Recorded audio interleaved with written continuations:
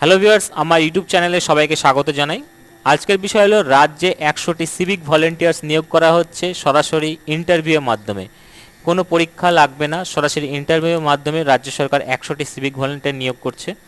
তো আপনারা আবেদন কিভাবে করবেন, কি কি যোগ্যতা লাগবে, কত বয়স হতে হবে, লাস্ট ডেট কবে এবং আবেদন করার জন্য কোনো ফি লাগবে কিনা সেটা বিস্তারিত এই ভিডিওতে আমি আলোচনা করব।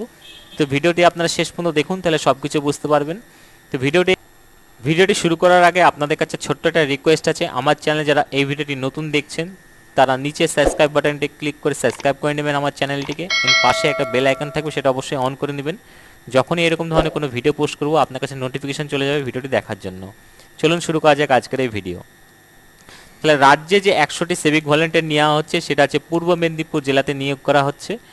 তো অফিসিয়াল বিজ্ঞপ্তি এটা প্রকাশ করা হয়েছে, সেই বিজ্ঞপ্তিটা আপনারা নিচে ডেসক্রিপশন বক্সে ক্লিক করে ডাউনলোড করতে পারবেন, বা আপনারা গুগলে লিখবেন পূর্ব মেদিনীপুর, দেখবেন অফিসিয়াল পেজ চলে আসবে।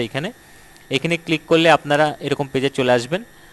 আসার পরে এখানে নোটিশ বলে যে অপশনটা দেখতে পাবেন তার নিচে একটু আসবেন, রিক্রুটমেন্ট বলে এই অপশনটিতে ক্লিক করবেন। ক্লিক করার পরে প্রথমেই দেখবেন আপনার এই নোটিশটা দেওয়া রয়েছে, 8/5-এ আপনার নোটিফিকেশান দেওয়া রয়েছে। লাস্ট ডেট হচ্ছে 19/5/2025। এখানে ক্লিক করলে আপনাদের বিজ্ঞপ্তিটা ডাউনলোড হয়ে যাবে। তো বিজ্ঞপ্তিটা অলরেডি আমি ডাউনলোড করে রেখেছি। তো এখানে আপনারা দেখতে পাবেন এই বিজ্ঞপ্তিটা এখানে দেওয়া রয়েছে যে 100টি সিভিক ভলেন্টিয়ার আপনার এখানে নিয়োগ করা হবে। পূর্ব মেদিনীপুরের আপনার নবনির্মিত জগন্নাথ ধাম মন্দির কমপ্লেক্সের আশেপাশেই এই নিয়োগটি করানো হবে। তো এর জন্য আপনাকে নিকটবর্তী কোনো থানা থেকে আপনার এই ফর্মটি সংগ্রহ করতে হবে, বা আমি ডেসক্রিপশন বক্সে একটা লিঙ্ক দিয়ে দেবো, সেখানে ক্লিক করে একটা ফর্ম রয়েছে সেটা আপনি ফিল আপ করে জমা দিতে পারেন। সেই ফর্মটা 19/5/2025 বিকেল 5টার আগে আপনাকে জমা করতে হবে, তবেকার আপনি ফর্ম ফিল আপ করার জন্য আপনি যোগ্য হবেন। এখানকার বয়স লাগবে 1/1/2025 হিসাবে 20 বছরের উপরে আপনার বয়স হতে হবে, তবে আপনি ফর্ম ফিল আপ করতে পারবেন। আপনার পড়াশোনার যে যোগ্যতা সেটা অষ্টম শ্রেণী পাস হতে হবে, তার উপরে হলে কোনো অসুবিধা নেই, অষ্টম শ্রেণী পাস হতেই হবে।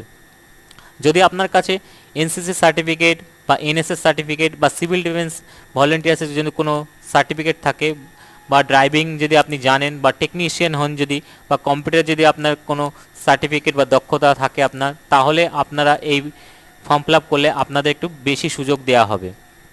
এই ফর্মটি কেবলমাত্র আপনার পূর্ব মেদিনীপুরের দীঘার বা দীঘার মোহনা উপকূলীয় থানার এলাকা বাসিন্দারাই এটা ফর্ম ফিল আপ করতে পারবে, তাছাড়া বাইরেকার এই ফর্মটিকে ফিল আপ করতে পারবে না।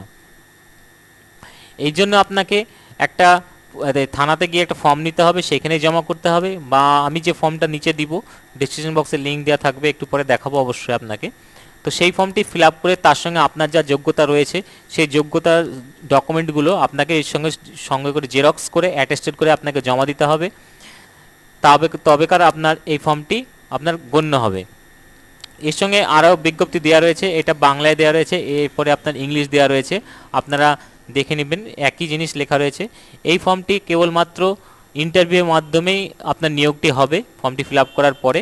তো এই ফর্মে আপনার কিছু জিনিস রয়েছে সেটা আপনার জানা একান্ত দরকার, সেটা হচ্ছে এইটা ইন্টারভিউটা 50টা মার্কের হবে। এই 50টা মার্কটাকে আবার আপনার ভেঙে দেওয়া রয়েছে, যেমন স্পেশাল স্কিলের মধ্যে রয়েছে আপনার 10 মার্ক, কিন্তু প্রত্যেকটা আপনার স্কিলের উপরে 2 মার্ক করে রয়েছে।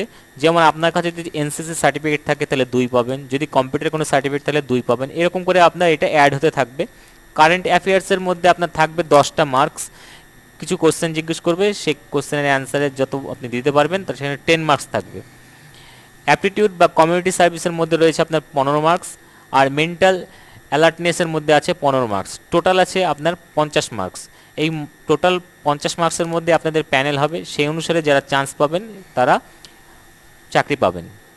এরপরে আর কিছু জিনিস রয়েছে, যেমন আপনারা এখানে যে যে ডকুমেন্টগুলো আপনারা দিবেন সেই ডকুমেন্টগুলো এখানে দেওয়া রয়েছে, আপনারা দেখতে পাবেন যে আপনাদের যে পার্মানেন্ট অ্যাড্রেস প্রুফ হিসাবে আপনাদের আধার কার্ড বা আপনাদের ভোটার কার্ড বা ড্রাইভিং লাইসেন্স বা ব্যাংকের পাসবই জেরক্স এগুলো দিতে হবে। ভ্যালিড এজ প্রুফ ডকুমেন্টের ক্ষেত্রে আপনার মাধ্যমিকে পাসের সার্টিফিকেট দিতে পারেন, যদি 8 পাস হন তাহলে 8 পাস সার্টিফিকেটটা, বা স্কুল থেকে আপনার ক্যারেক্টার সার্টিফিকেট বা স্কুল লিভিং সার্টিফিকেটটা নিয়ে নেবেন, সেখানে লেখা থাকবে। আর আপনার পড়াশোনার যে যোগ্যতা রয়েছে সেই যোগ্যতার ডকুমেন্ট আপনাকে দিতে হবে। 8 পাস থাকলে 8 পাসের সার্টিফিকেট বা মার্কশিট দিবেন। আর তার থেকে যদি আপনার বেশি যোগ্যতা থাকে তাহলে তার ডকুমেন্টগুলো আপনাকে এর সঙ্গে জেরক্স করে পিন আপ করতে হবে।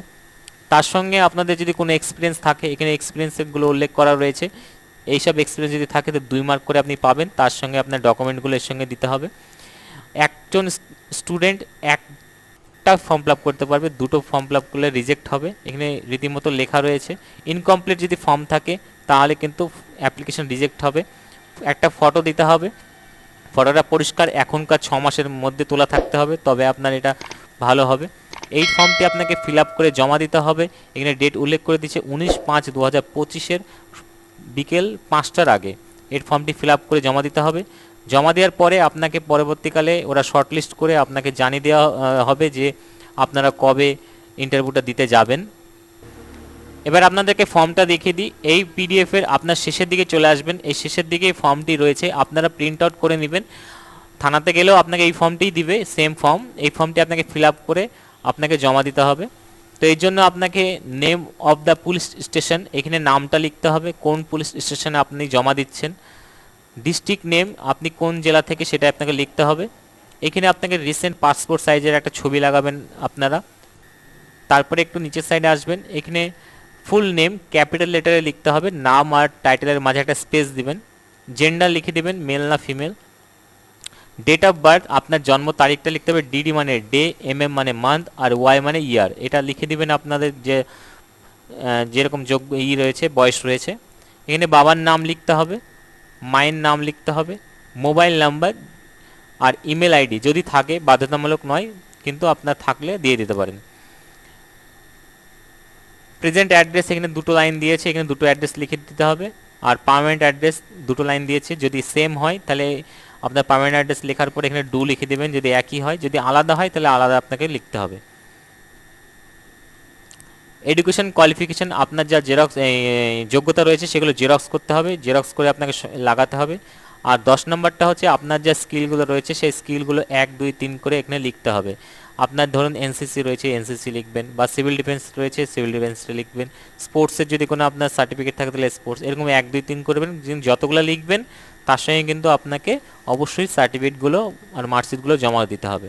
তার নিচের সাইডে চলে আসবেন, এইখানে আপনার নামে যদি কোনো কেস থাকে তাহলে ইয়েস করতে হবে। ইয়েস করলে আপনাকে পুরো ডিটেলস লিখতে হবে কেস সম্বন্ধে। আর যদি আপনার কোনো নামে কেস না থাকে তাহলে নোতে ক্লিক করবেন, একটা রাইট চিহ্ন দিয়ে দেবেন, তাহলে হয়ে যাবে। তারপর ডিক্লারেশন ফর্ম রয়েছে, এটা আপনারা পড়ে নেবেন, দিয়ে এখানে আপনাদের ফুল সিগনেচার এটা করতে হবে। সিগনেচার করার পরে ডেট লিখবেন, যে তারিখ আপনি জমা দিচ্ছেন, আর প্লেস আপনার নিজের গ্রামের নাম লিখে দেবেন। তো এটা আপনার ফর্ম। আর এখানে অফিস ইউজ অনলি, এখানে নিচে কিছু লিখবেন না। তো এটা হচ্ছে ফর্মটি আপনি পিডিএফের পেয়ে যাবেন, আমি যে ডেসক্রিপশন বক্সে লিঙ্ক দেবো সেখান থেকে পেয়ে যাবেন। বা একটু আগে আপনাকে যেটা দেখিয়ে দিলাম অফিসিয়াল ওয়েবসাইটে গিয়ে আপনারা রিক্রুটমেন্ট বলে যে অপশানটা আছে এখানে ক্লিক করলে এখানে যে দেখতে পাবেন ভিউ, এখানে ক্লিক করলে আপনার এখানে পিডিএফটা ডাউনলোড হয়ে যাবে। সেখানে আপনি লাস্ট পেজে গিয়ে এই ফর্মটি পেয়ে যাবেন। এর সঙ্গে আপনার ডকুমেন্ট যেগুলো বললাম সেগুলো আপনারা গিয়ে জমা দিয়ে দেবেন, তাহলে আপনাদের হয়ে যাবে। তো আশা করি পুরো তথ্য দিতে পেরেছি। যদি কোনো অসুবিধা হয় তাহলে কমেন্ট বক্সে আপনি কমেন্ট করবেন, তার আমি অ্যান্সার অবশ্যই দিব। তো ভিডিওটি শেষ পর্যন্ত দেখার জন্য ধন্যবাদ। আজকে পর্যন্তই।